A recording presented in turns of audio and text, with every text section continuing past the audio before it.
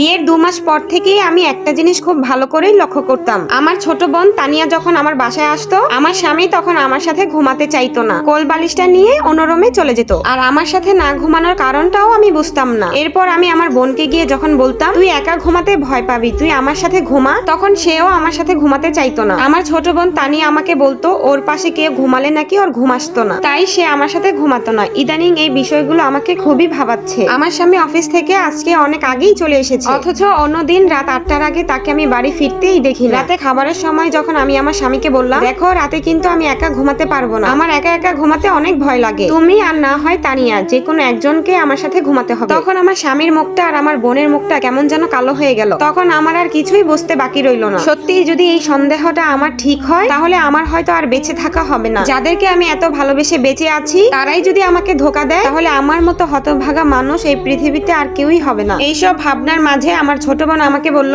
আপা তুই খাবার খেয়ে নে, আজকে আমি তোর সাথেই ঘুমাবো। আমি আর তখন কিছুই বললাম না, খাবার খেতে লাগলাম। রাতের বেলা আমার বোন আমার সাথেই ঘুমালো আর আমার স্বামীও অন্য রুমে ঘুমালো। তবুও আমার মনে ওই একটা ভয় শুধু কাজ করছে, আমার ধারণাটা যদি সত্যি হয়ে যায়। তাই ঘুমানোর 1 ঘন্টা পরেই আমি চমকে উঠে যাই, অথচ পাশে আমার বোন নেই। আমার বোনকে যখন আমার পাশে দেখলাম না তখন আমার বুকের ভেতরটা কেমন জানি করে উঠলো। আমি যেই সন্দেহটা করছি তাহলে কি সেই সন্দেহটাই ঠিক হলো? তাই আমি বিছানা থেকে উঠে আস্তে আস্তে আমার স্বামীর রুমের দিকে গেলাম। যখন দেখলাম আমার স্বামীর রুমের বাতিটা জ্বালানো তখন আমার সন্দেহটা সত্যি বলেই মনে হলো। তখন আমি দরজার সামনে গিয়ে দেখলাম দরজাটা লাগানো। ঠিক তখনই পেছন থেকে আমার ছোট বোন আমার গায়ে হাত রাখলো। আমি তখন ওকে দেখে ভয়ে কিছুটা কেঁপে উঠি। বুঝতে পারলাম আমার ছোট বোনটা ওয়াশরুমে গিয়েছিল। আমি শুধুই আমার ছোট বোনটাকে নিয়ে খারাপ চিন্তা করছি। আমার স্বামীও হয়তো ভুল করে তার রুমের বাতিটা নিভাতে ভুলে গিয়েছিল। আমি আর সন্দেহ না করে সেদিনের মতো আমি আর আমার বোন রুমে গিয়ে ঘুমিয়ে পড়ি। পরের দিন সকালবেলা আমার স্বামী আর আমার বোন একসাথেই বাসা থেকে বের হবে। আমার স্বামী অফিসে যাবে আর আমার ছোট বোন তার একটা বান্ধবীর বাসায় যাবে। এই কথা বলেই তখন দুজনেই বাসা থেকে বের হবে। আমি ভাবলাম অন্য কিছু, তাই আমি আমার বোনকে জিজ্ঞাসা করলাম এখানে আবার তোর কোন বান্ধবীর বাসা? যদিও আমি ওর সব বান্ধবীকেই চিনি, কিন্তু এইখানে কার বাসা সেটা আমি জানি না। আমি বললাম কোথায় যাবি? আমার বোন তখন আমাকে এমন একটা নাম বললো যেই নামটা আমি কখনো শুনিইনি। তারপর আমার স্বামী আর আমার বোন একসাথে বাসা থেকে বের হয়ে গেল। বিকেলবেলা 3টার সময় আমার বোন বাসায় আসলো। যখন জানতে চাইলাম কি রে এত দেরি করলি কেন? অনেকদিন পর দেখা হয়েছে তো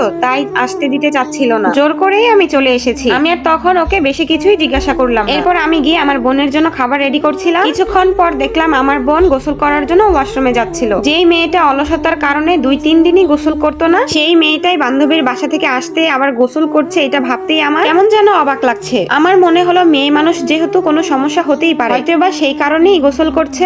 এর 30 থেকে 40 মিনিট পর আবার কলিং বেলে শব্দ হলো। এরপর আমি গিয়ে দরজা খুললাম। দরজা খুলেই দেখলাম আমার স্বামী বাসায় ফিরে এসেছে। তখন সে কোনো কথা না বলে আমার হাতে অফিসের ব্যাগ আর শার্টটা দিয়ে সেও আমার বোনের মতো গোসল করার জন্য বাথরুমে ঢুকলো। তখন আমার মনের সন্দেহটা ভূমিকম্পের মতোই কেঁপে উঠলো। তখনই মনে হচ্ছিল আমার সংসারটাকে হয়তো ভেঙে চুরে দিবে। আমি কাকেই বা কি বলবো কোনো কিছুই বুঝতে পারছিলাম না। আমি কি আমার বোনকে গিয়ে জিজ্ঞাসা করব যে আমার স্বামীর সাথে তোর? ছি, আমি এইসব কথা কখনোই ওকে জিজ্ঞাসা করতে পারবো না। ও তো আমার ছোট বোন, ওকে আমি এইসব কথা কিভাবেই বা জিজ্ঞাসা করি? শুধুমাত্র সন্দেহের বশে তো আমি এই কথাটা ওকে জিজ্ঞাসা করতে পারি না, কিন্তু আমি আমার স্বামীকেই জিজ্ঞাসা করব এই কথাটা। রাতের বেলা আমার স্বামী যখন বসে আছে তখন তুমি কি আমার থেকে দূরে চলে যেতে চাচ্ছ? তখন আমার স্বামী আমার কপালে একটা চুমু দিয়ে বলল এমনটা মনে হওয়ার কারণ কি? অফিসে প্রচুর কাজ, তাই তো তোমাকে সময় দিতে পারছি না। এই জন্যই কি তুমি আমার উপর রাগ করেছো? তুমি ছাড়া আমি কাকেই বা ভালোবাসবো বলো? এই কথাগুলো যখন আমি আমার স্বামীর মুখ থেকে শুনলাম তখন আমার বুকের ভেতরটা কেমন জানি জুড়িয়ে গেল। আমি তখন তাকে যেই কথাটা জিজ্ঞাসা করতে চেয়েছিলাম তখন আর এই কথাটা জিজ্ঞাসা করতে পারলাম না। পরের দিন সকালবেলা একটা কাজের জন্য আমাকে বাহিরে যেতে হচ্ছে। বাহিরে যাওয়ার সময় আমি আমার ছোট বোনকে বললাম তুই চল আমার সাথে।